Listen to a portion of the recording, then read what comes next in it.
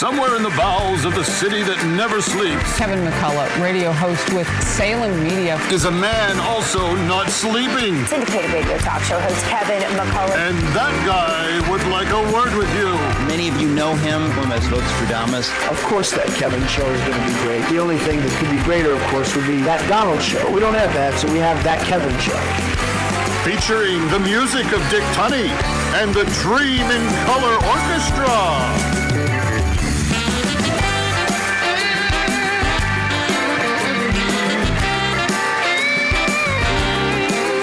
Still to come. Hispanic women did what in the election of 24? Judy Pina from the Independent Women's Forum. Ending slavery in our time, Todd Chapman revisits us. Sketch comedy from Satan as he gives his press conference. And back in the spotlight, it's Lindsay L.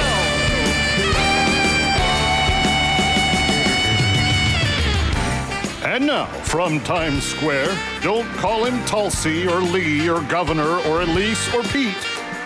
But he's already a cabinet member in our hearts.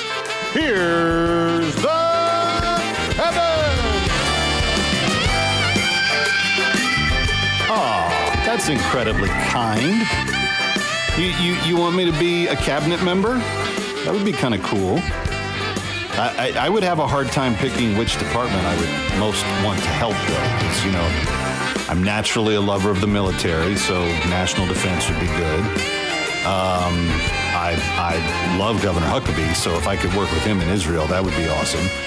And I think it would just be fun to be a fly on the wall in any of the offices that Elon and Vivek are going to go visit.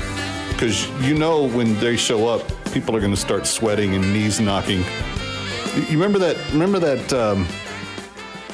Remember that scene from Office Space? You know when the Bobs, you know, what exactly do you do here anyway? Yes, we'd like to have a better accounting of what you do.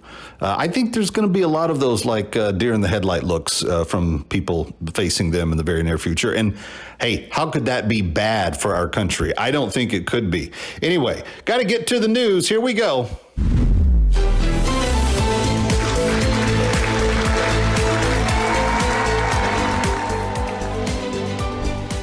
For Assignment Desk Weekend, I'm Kevin McCullough. Breaking news, another MSNBC anchor has announced their departure from the X platform, the platform formerly known as Twitter. This follows a string of departures from outlets like MSNBC anchors and former MSNBC anchors and whatever Don Lemon is now considered to be. Even news organizations like MSNBC and the Guardian newspaper have announced such intentions for their entire operation. Assignment Desk Weekend thought it was interesting that so many of the outlets making the announcements were doing so. Their rationale all seemingly in line with the idea that the platform is in some way not tolerant of differing points of view and opinion. And then it dawned on us that they all were announcing their departures from X because no one looking at them on X had even noticed that they were gone. Fresh off winning the Electoral College by 312 votes, the popular vote expanding his majority in the House and flipping the U.S. Senate, President-elect Trump paid a visit to his old residence this week, the White House. He was greeted by the most prominent U.S. resident to have voted for him, good old smiling Scranton Joe. And former President, thank you, Donald, congratulations. Thank you. And looking forward to having like we said, smooth transition. Do everything we can to make sure you're accommodated, what you need. And we're going to get a chance to talk about some of that today. So good. Welcome back. In light of Trump's win and the announcement of Matt Gaetz as the new Attorney General, Special Counsel Jack Smith has announced his intention to resign. In fact, he was spotted holding onto the undercarriage of a vendor's work truck leaving the DOJ at the end of the week. In tech news, AI is recognizing President-elect Trump so often now in its applications that it has named a phenomenon after him, an actual phenomenon. It's called the President Trump neuron, and it's what AI identifies every time it sees President Donald Trump in artificial intelligence. Assignment Desk Weekend would like to clarify, however, that it should not be confused with the Kamala Harris phenomenon, also equally apparent, where more than $1 billion is lost in a campaign paying profane singers to slap their private parts on stage for $5 million per appearance. Please, please, please do not confuse the Donald Trump neuron with the Kamala Harris moron. And finally, there appears to be some confusion in the world of mostly bald women.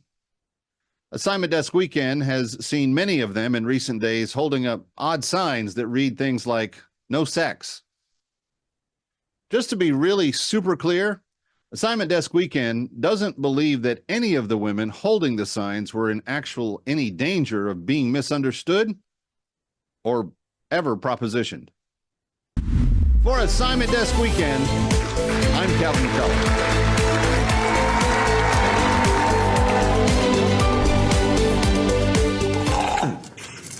Oh, that's good. That's nectar of the demons. Well, no beating around the bush, okay?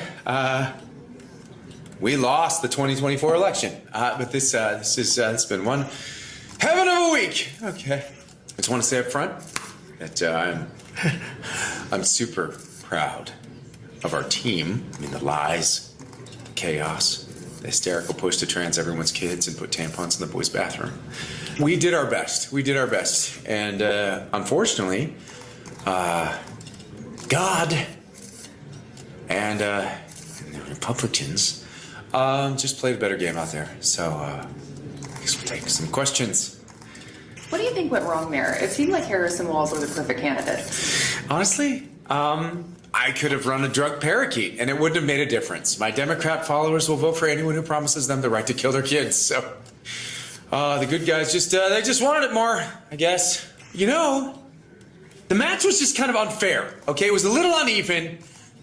I mean, it's not on their side. They had the truth, the Constitution, they have prayer, and they have Zachary Levi.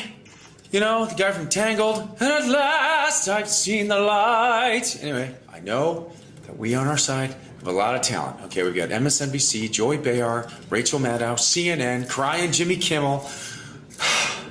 And all those demon-possessed kids on the they-thems that they're screaming on TikTok right now. It's, you know, great prospects. A lot of upside coming up through the farm leagues, you know.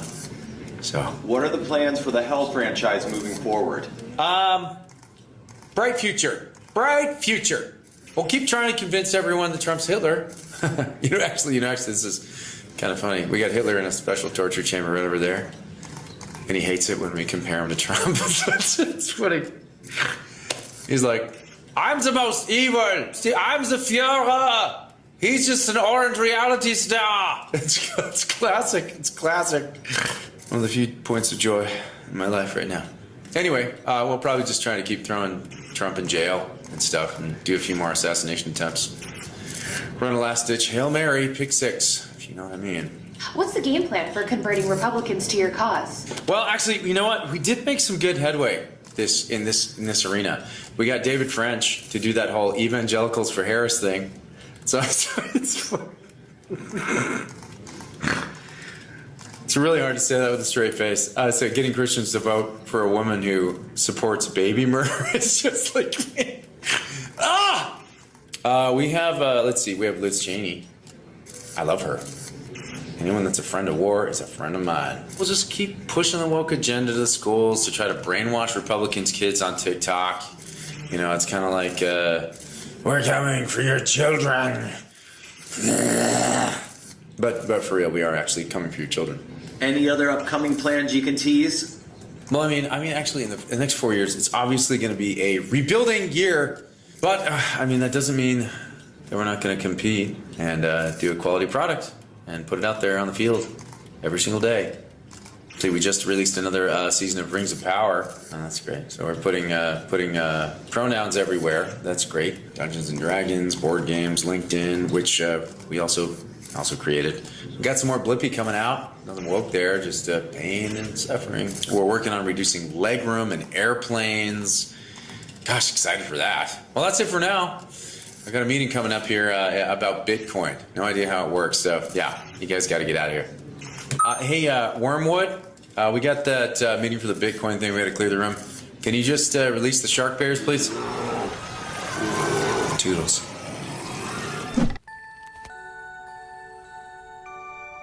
And this reminder, friend, if you have not registered for your chance to win the Hello Kitty or the traditional Sugarfina Advent Calendar, your time is running out. Go to sugarfinaholiday.com and register now. sugarfinaholiday.com.